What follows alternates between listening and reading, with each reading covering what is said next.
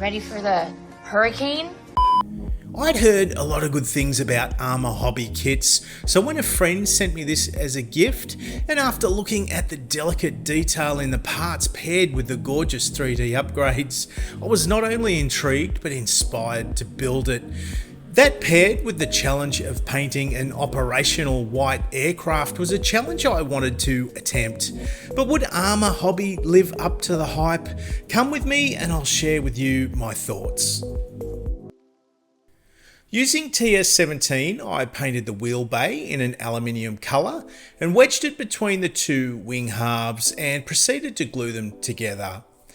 Using Tamiya Extra Thin, I'm able to allow that cement to migrate through the joins and create a strong bond.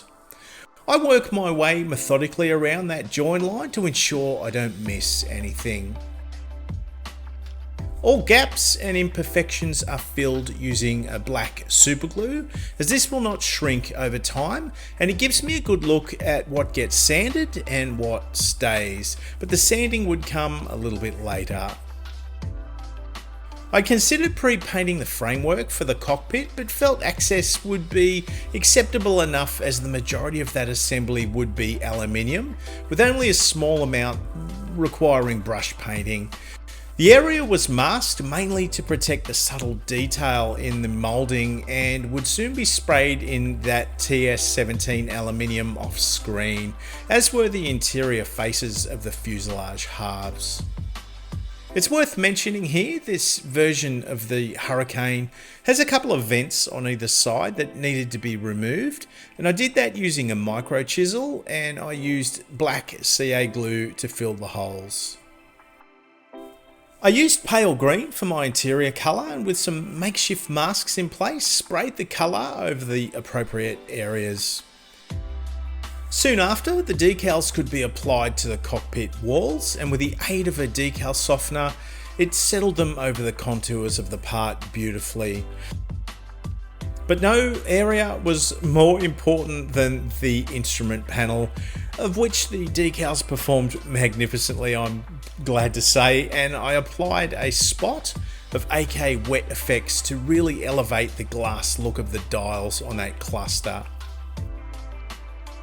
The seat was painted in a mix of acrylics using a fine brush, as were the buttons and switches over those cockpit walls.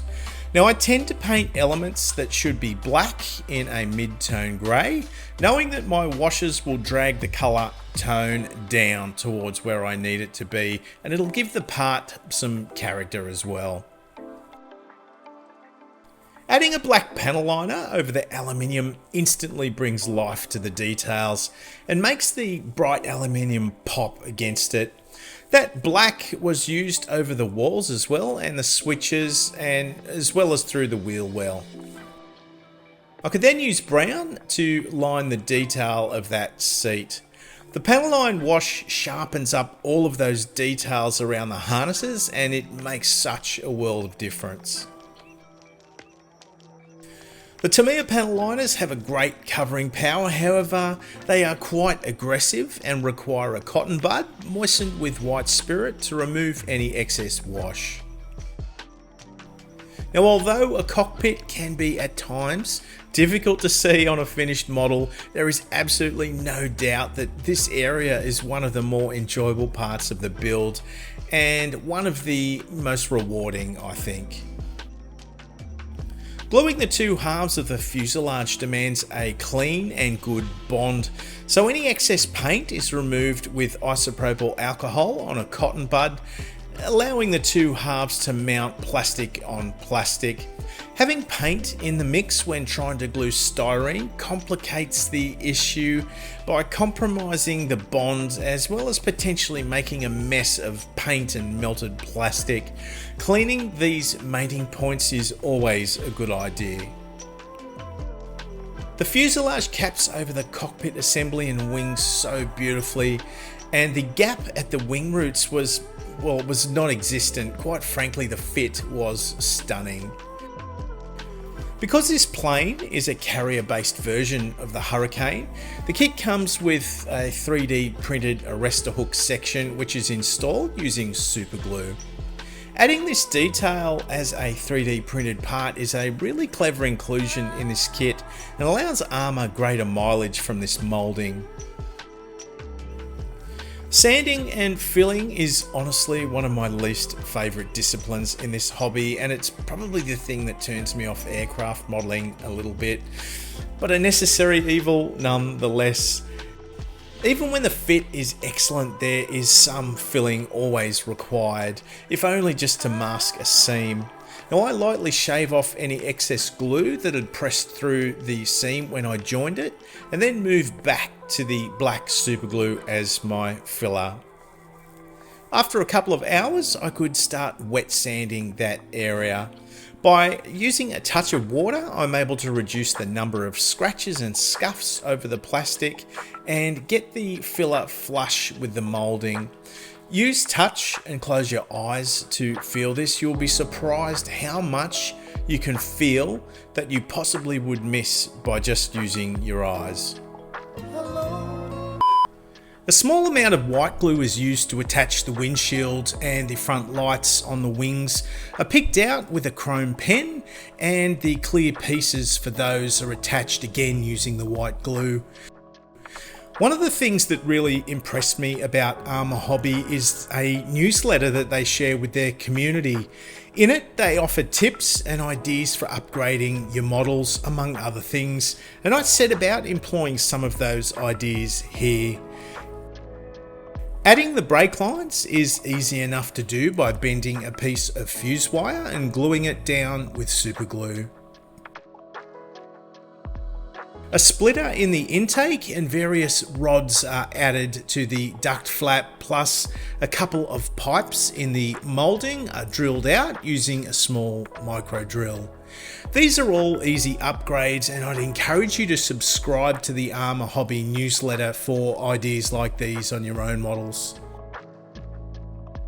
The background of the navigation lights was painted silver, and the bulb mouldings in the clear parts were painted in a clear green and a clear red and glued in place using the PVA glue again. Once dry, the lenses were masked with Tamiya tape. I wanted to show heavy wear on this one and set my chipping colour using SMS Super Silver. I didn't want to risk flooding the whole model in paint as it would compromise the fine detail, so I applied the silver in the areas I wanted to focus the chipping on. These were areas like the wing roots and the edges of the fuselage around the cockpit. Now, because this is a lacquer-based paint, I'm confident it will adhere without the need to prime the model first. You don't need a lot of chipping fluid over a metallic surface to get a result, so a light coat was all that was required here. But before I head to my top coat, I wanted to apply a pre-shaded layer, so this would help create tonal variation in my top coat, and being white, that would be a crucial step in the process. I'm using dark sea grey here to paint my pre-shade lines. I'm using this rather than a black, say, because I need to be mindful that covering power of the white is quite poor, so anything darker than this will have too great an impact on the finish, but you'll soon see how that all comes together. When applying the pre-shade lines, I'm making my way around all of the seams and rivets in this sculpt and more or less tracing around them. The paint is quite heavily thinned to around 80% thinner to paint, and I'm spraying at about 18 psi. This shading doesn't have to be perfect. Most of it will be lost, however, it is only its influence I'm wanting to show rather than a defined line. I hope that makes sense. I think it will as I go through the painting process. Pre-shading is a technique that I think is perfectly suited to aircraft modelling and probably sci-fi modelling to some extent, but not so much to Arma. But of course, like with anything in this hobby, there is never a right or wrong. It's just what works for you. RAF Sky is then loaded into the airbrush and built up over the underside using my Gallery Mobius 0.2mm airbrush.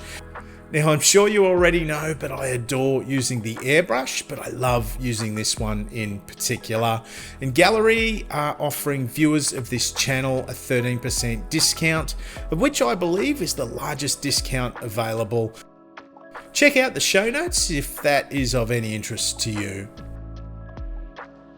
You've been watching me apply the sky, although there is some debate as to what the colour of the underside of this actual plane was. I just thought this was more interesting and went with this colour. You can see how I mist over the paint to bring the tone to the sky colour, and then I'm focusing on smaller individual sections, building up the colour in the centres of the shapes. Now I'm getting this coverage to a point where the pre-shade is staining the look of the sky, giving me that variation I was hoping for. A couple of drops of Insignia White in with the sky, mixed in with a couple of drops of Tamiya Retarder Thinner, that's the one with the yellow cap, and I can start painting in my highlights. For my highlights, I'm focusing in the centers of some of those shapes, but trying to pick out random panels so as not to make it too predictable. I'm trying to expand the color gamut here and add an extra layer of variation. Because I'm painting with lacquers, I can almost immediately mask them up in preparation for the Insignia White that was about to follow. I begin by building up my coverage in a misted all over application. As mentioned, the Insignia White doesn't have the greatest covering power and has to be managed fairly carefully. Colours like this have a dense pigment to them, and you usually need multiple passes to build up opacity, but I can use that to my advantage. Those first few misted layers set my foundation colour, and then I can go back through and start working on individual panels, just like I did with the sky. And you can see me building up the opacity in each individual detail, letting that pre-shade influence but not overpower the look. This is where the understanding of thinning your paint is really important. By keeping the paint thinned to around 80% thinner to paint, I can keep the translucency in the paint, which will allow that pre-shade to hold. If the paint was too opaque, all of that shading would be lost. Thinning ratios depend greatly on the colour as well as the type of paint you are using, so take these ratios that I'm calling out for what they're worth. There is not one magic formula with thinning your paint. To tone the contrast down, move back to the misted application to soften the overall look. Removing the masking tape is always one of the highlights of the build, especially aircraft, and with that the chipping could begin. As mentioned, chipping fluid over metallic can be somewhat temperamental, or fragile at least, so by limiting the amount of water and then taking a targeted approach to the chipping with a toothpick, I'm able to create targeted in-scale chips over access panels and areas of high wear. An old brush can be used to remove larger sections of that paintwork, but a light hand is required because this can get away from you really quickly. I find starting the chipping with the brush and then refining the chips with the toothpick is a pretty efficient way to apply the chips. There is always debate online around the ability to chip lacquer paints, and as you can see, you can absolutely chip them. What I would say though is you have a smaller working window with them, so if you're painting with lacquers, paint lightly and make sure to chip soon after you apply them, and you shouldn't have any issues. This plane had the anti-glare camouflage on the engine cowling, and I was feeling brave, so I applied some tape and set about freehanding that scheme. I mapped out my colours with the RAF dark slate grey and proceeded to colour them in. I then went back with the dark sea grey, although my colour blindness made this near impossible to pick the two apart.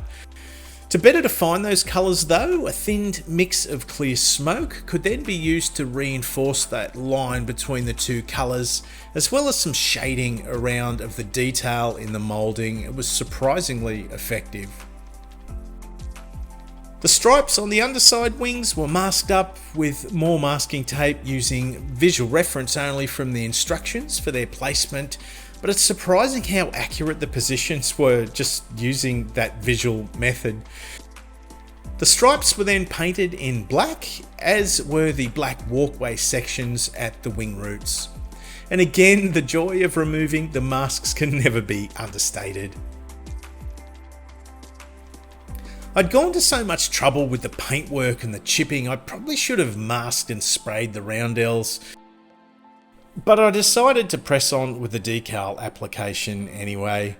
Generous amounts of the decal softener and a cupful of patience, and the decal soon settled in place with the help of a cotton bud and the tip of a blade to trim them in through the deeper recesses. It's all about the detail now, and the rails for the canopy are masked and sprayed, and the landing gear could be glued in place. I'd painted the 3D printed machine guns in a gunmetal and Insignia White, and I'd painted the propeller in black and masked the tips to match the suggested colours in the instruction sheet. Painting white as the undercoat for the yellow will give the yellow body and is strongly recommended. The kit came with beautiful 3D printed exhausts that were first sprayed in an alclad colour called Exhaust Manifold, and then to add some richness to that colour I used clear yellow over some of the detail in that sculpt. Now, if you haven't seen it, world-renowned modeller Jamie Hargo at the Scale Modelling Cafe has done a video on how he paints his exhausts, and that is where I got the inspiration to use these oils on mine. Jamie's builds are always exceptional, and his video is quite comprehensive, so be sure to take a peek. Here I am simply grinding dust and light flesh colour oil paints into the surface of the exhaust. It's pretty effective, isn't it? And so easy to achieve. Applying washes to a light paint colour, but essentially here white, can be a scary proposition because it has the potential to steal the brightness from the colour and make it look like a bit of a sludgy mess. The brown blue should be gentle enough to work over the white, but heavy enough to give the deepest recesses body and definition. However, I'm only applying this over the more defined panel lines, not over the whole thing. The detail in this moulding is so delicate, I'd be surprised if the wash would even catch it. And hopefully you can see the power and impact that the pre-shade has had on those areas. Because the detail is subtle, the subtle nature of this effect works perfectly, and the wash through the deeper recesses delivers the greater contrast. I worked this all over the surfaces using the same philosophy, and once the wash had dried, a soft makeup sponge can be rubbed over the surface to remove any excess wash, giving the panel lines that defined look I was after. The wash continues on the underside now, however I move to a brown for Africa Core vehicles, as this will work more harmoniously with the sky and add a degree of warmth to that colour. I'm applying this in a more generous way than I did over the white, mainly because it won't taint the colour like it would of the white, or at least it wouldn't lose its essence. Then back to the makeup sponge to remove the excess here, and everyone should have a makeup sponge in their toolkit. Honestly, they are so handy. Clear Smoke and NATO Brown are mixed in about a 90% thinner to paint mix ratio and lightly applied along the fuselage sides to build up an exhaust stain. This colour could also be used to create streaking and staining on the underside by keeping the airbrush moving and pulling the trigger back as it was moving across the surfaces, releasing a small amount of paint as I go. That effect is enhanced with a touch of Starship Filth oil paint. I first paint in a small trail of the paint where I'm wanting the staining to trail from, and then a sawtooth flat brush moistened with white spirit could be dragged over it to elongate and feather the look of the streak. I've seen many examples of the underside of aircraft being absolutely filthy, so I'd encourage you to check reference and be brave with how far you're willing to push it. Creating effects like this is so much fun and, like a lot of these techniques, surprisingly easy to execute.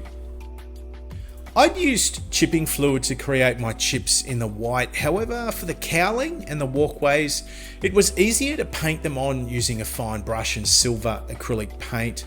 The silver tends to dry very quickly, so I recommend using a retarder when painting chips as fine as these.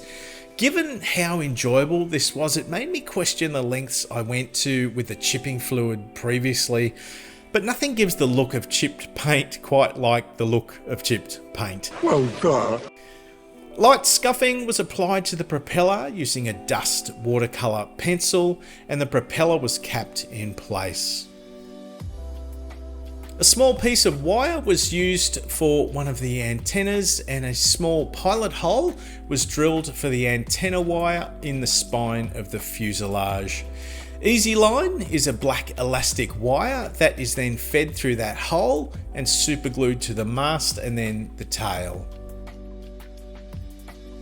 An all-over matte varnish to unify the finish and seal it all in, and the masks could start coming off.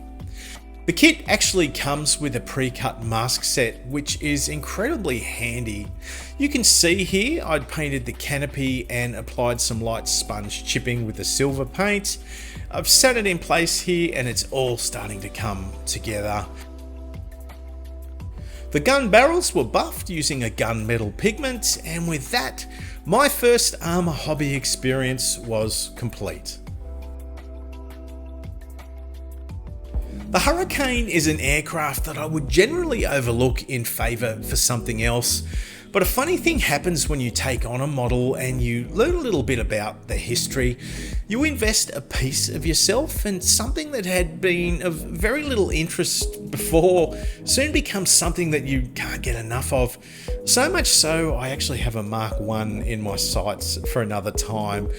I know this boxing is a couple of years old now, so I'm probably a little late to the party, but did this Arma Hobby Hurricane experience meet my expectations? Well, I'm pleased to say it not only met, but far exceeded them. The attention to detail is extraordinary, and the fidelity and finesse in the moulding is a level I don't think I've seen before. So much so I would issue a word of warning when painting this, because if you are heavy-handed with your paint application, you will risk losing some of that detail. Treat it with a degree of respect and you will be thankful you did. This is a really special model. But what do you guys think? Have you built an Arma Hobby kit before? What was your experience like? Or maybe tell me about a subject that caught you off guard and you became low-key obsessed with. I'd love to know, so please let me know in the comments down below. And if you've enjoyed this video, please remember to give it a like.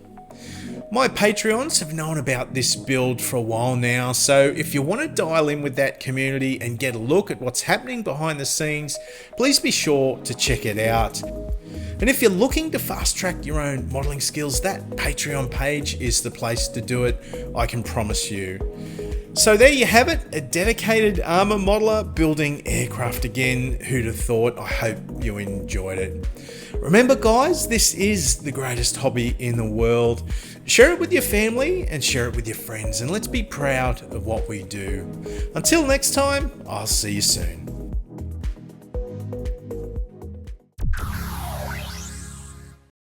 It's a hurricane party. A hurricane party is exactly what it sounds like.